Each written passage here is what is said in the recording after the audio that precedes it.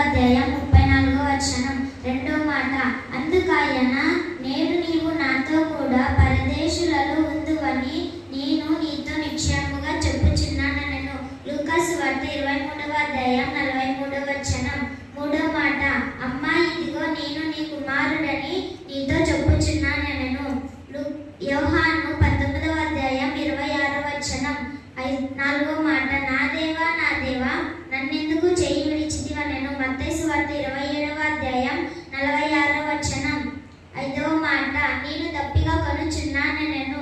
యోహాను 19వ అధ్యాయం 28వ వచనం ఆరో మాట, సమాప్తమైందని చెప్పెను. యోహాను సువార్త 19వ అధ్యాయం 30వ వచనం ఏడో మాట, నా తండ్రి నీ చేతికి నా ఆత్మను అప్పగించుచున్నానెను.